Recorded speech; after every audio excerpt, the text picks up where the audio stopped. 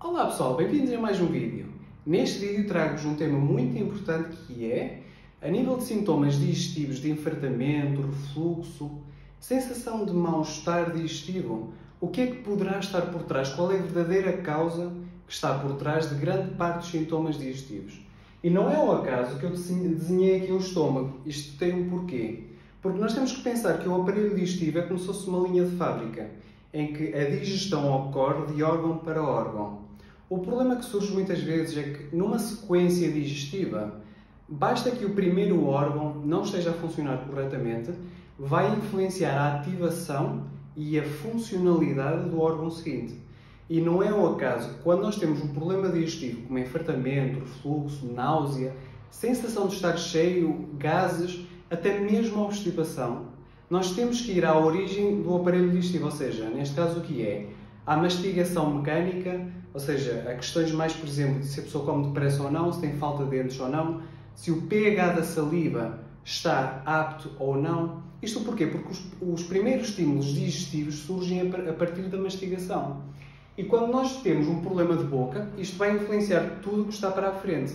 Mas grande parte da origem dos problemas digestivos vem do estômago. Porquê? Nós temos que ver o estômago da seguinte forma. O estômago tem uma função muito específica, que é fazer a digestão especificamente mais até de proteínas, ou seja, a carne, o peixe, tudo aquilo que seja mais proteína, vai requerer mais a função de enzimas gástricas, como a pepsina, para que consiga produzir, ou seja, ácido gástrico suficiente para compensar esta digestão. O ácido, muitas vezes, que nós vemos do estômago, quando eu digo ácido, significa que o pH do estômago é mesmo muito baixo. Ou seja, nós temos um pH do estômago que facilmente pode ir, por exemplo, de 1 a 3. E grande parte das situações gástricas devem-se a quê? Devem-se ao facto de haver um pH mais aumentado. Isto porquê?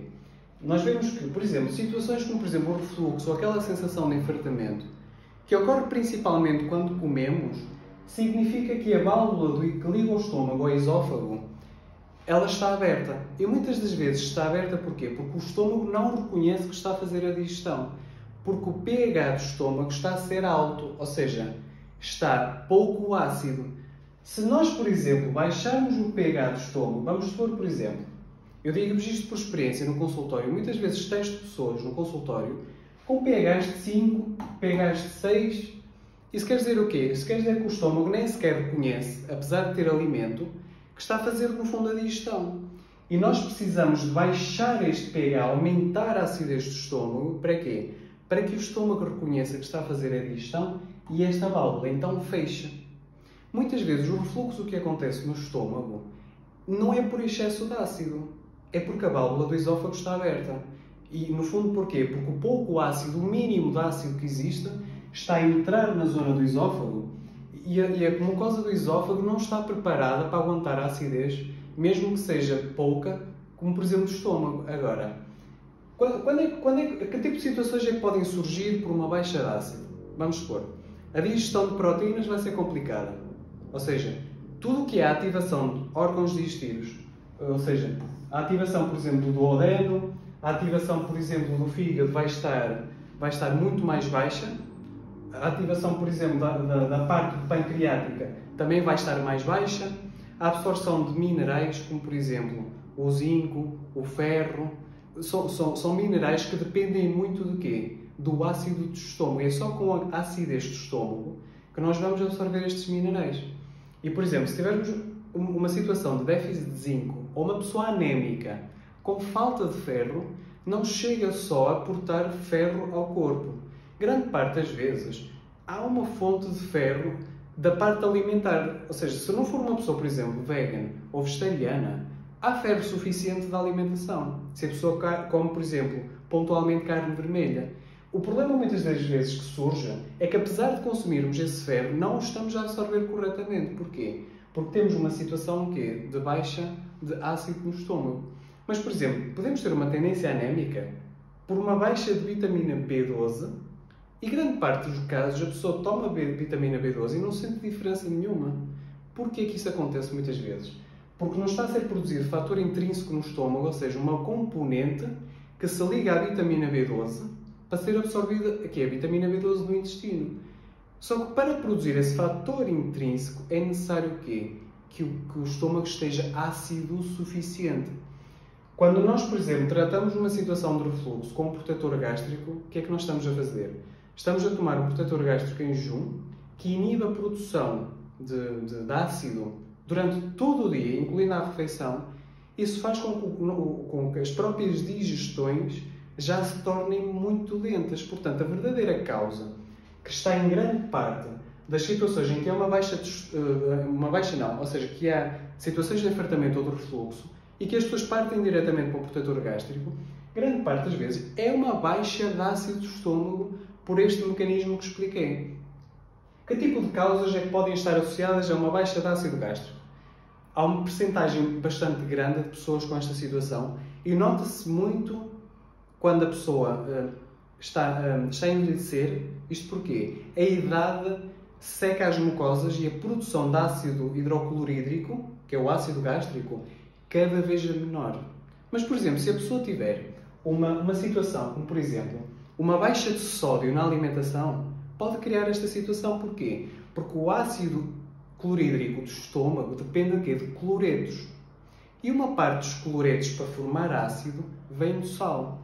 Uma alimentação baixa em sal predispõe uma pessoa com uma baixa de ácido do estômago e uma série de problemas que depois se desencadeiam. Ou, por exemplo, suponhamos, se uma pessoa tiver tendência para gastroenterites, ou, por exemplo, crescimento excessivo de bactérias na zona do duodeno, isso muitas vezes deve-se porquê? Porquê que há uma situação em que estão a ocorrer várias vezes infecções a nível digestivo?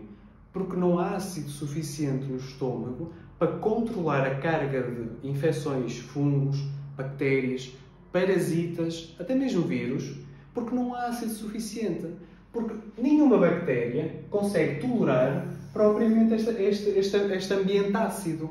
Portanto, grande parte das situações que nós vemos a nível da parte digestiva, grande parte delas vem mesmo de uma questão de estômago. Mesmo que inicialmente o problema pareça ser pancreático, ou de fígado, ou de vesícula, mas o estômago a funcionar corretamente é mesmo fundamental. Podemos ter, por exemplo, uma situação de um hipotiroidismo que esteja a criar baixa de ácido no estômago. Ou, por exemplo, se tivermos uma situação de alguém que está, por exemplo, com uma rosácea e está a fazer, por exemplo, vitamina B3 para controlar a vermelhão do rosto, muitas das vezes essas doses altas de vitamina B3 podem, por exemplo, desencadear uma desativação do ácido no estômago. Uma situação como, por exemplo, se a pessoa tiver níveis baixos de vitamina D3, podem criar esta situação. Se a pessoa fez, por exemplo, um antibiótico, pode criar esta situação. Portanto, muitas das vezes, quando nós pensamos num antibiótico, associamos que a pessoa tem que fazer logo um probiótico. Mas nós temos que pensar também de uma forma. Além do probiótico, não devíamos corrigir o pH gástrico? Não faz sentido? Porque nós temos muita flora a nível do estômago. Nós temos muitas bactérias benéficas que coexistem no estômago. E é importante nós conseguirmos repor esta situação. Agora, nós podemos ter uma situação em que, suponhamos que 90% das pessoas têm baixa de ácido do estômago. Há muitas delas que, ocorrendo uma baixa de ácido no estômago, quando há uma falta de função, porque não há ácido para estimular o estômago, há uma situação em que a mucosa do estômago começa a atrofiar. Isso faz com que a mucosa se torne frágil, principalmente se estiver numa situação como, por exemplo, num estado de ansiedade. Se nós estivermos num estado de ansiedade, uma coisa não coexiste com o aparelho digestivo. Porque se nós estamos num estado de ansiedade, nós não estamos a iniciar a digestão. São sistemas nervosos completamente diferentes. Ou estamos a fazer a digestão, ou estamos a contrapor preocupações do nosso dia-a-dia, ou situações que nos ocupem a mente. E mesmo a própria ansiedade cria uma desativação do estômago. Agora, se nós tivermos uma situação em que a mucosa está atrofiada, ou temos uma gastrite nervosa, por exemplo, isso quer dizer o quê? Que está a haver uma inflamação no estômago, em que a origem do problema é uma falta de ácido. Mas como a mucosa está frágil, pode requerer inicialmente fatores de proteção do estômago para então iniciarmos a corrigir a verdadeira causa que está por trás, que é a baixa de ácido do estômago. Agora, como é que nós conseguimos fazer isso? Da mesma forma que nós percebemos que existem casos em que há excesso de ácido do estômago. Existem esses casos. Só que são situações extremamente raras.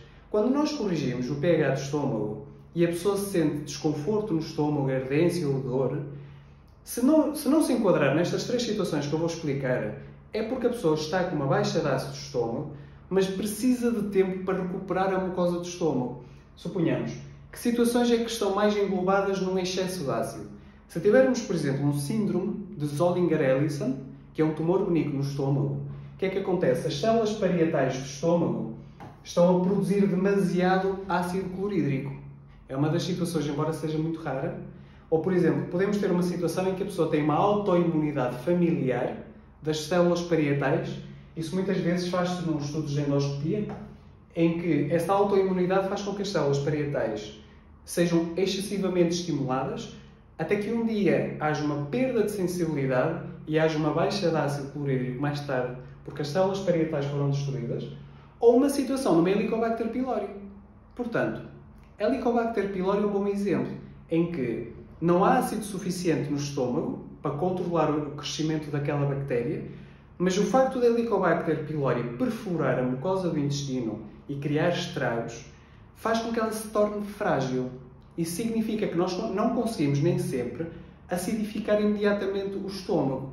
Nós temos que dar alguns fatores de proteção, como por exemplo, aumentar o consumo de couve, mesmo por exemplo, batidos de couve crua, usar sulforafanos, extratos de alho, ou por exemplo, situações como por exemplo a resina do pistacho, principalmente a goma mástica, é bastante útil, principalmente nos casos de Helicobacter pylori. Portanto, os sulforafanos, a goma mástica e o alho é uma mistura mesmo muito boa para tratar situações de Helicobacter, porque a Helicobacter tem uma componente interessante.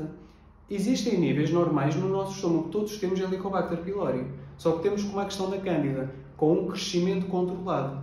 Portanto, quando nós utilizamos um antibiótico, não há um antibiótico específico para Helicobacter pylori, por isso é que se usa uma terapia tripla e por vezes até mais acentuada. Mas essas 3 situações são bastante boas para tratar esta questão. Agora, como é que nós conseguimos proteger o estômago numa fase inicial? Se utilizarmos extratos de clorela, como por exemplo o espirocloro tem bastante clorela e um tipo de clorela que ajuda muito nesta situação. Se utilizarmos uma fonte externa de zinco, de carnosina de zinco, vamos promover a cicatrização desta situação e muitas das vezes é um déficit de zinco que pode estar associado à baixa de ácido do estômago. Portanto, clorela e zinco para proteger o estômago, extratos de couve para conseguir contrapor, ou seja, algumas propriedades protetoras no estômago. E se tivermos uma situação de uma úlcera ou um estado excessivo de acidez, se a pessoa se encaixar numa daquelas 3 situações, nós temos que pensar primeiro, temos que proteger o estômago e posteriormente tratar a verdadeira causa, seja Helicobacter pylori, seja, por exemplo, a autoimunidade parietal tratada com doses mais altas de vitamina D, controlar a resposta ao stress. Portanto, nós conseguimos perceber que, com uma situação de enfartamento, de náuseas, de refluxo, de estar cheio, de uma obstipação, muitas das vezes vem de andares mais de cima e, neste caso, especificamente do estômago. Portanto, espero que tenham gostado deste vídeo. Não se esqueçam de colocar um gosto neste vídeo e subscrevam ao canal para se manterem atualizados cada vez que são lançados novos vídeos. E no rodapé vou deixar estas informações todas resumidas. Vejo-vos numa próxima!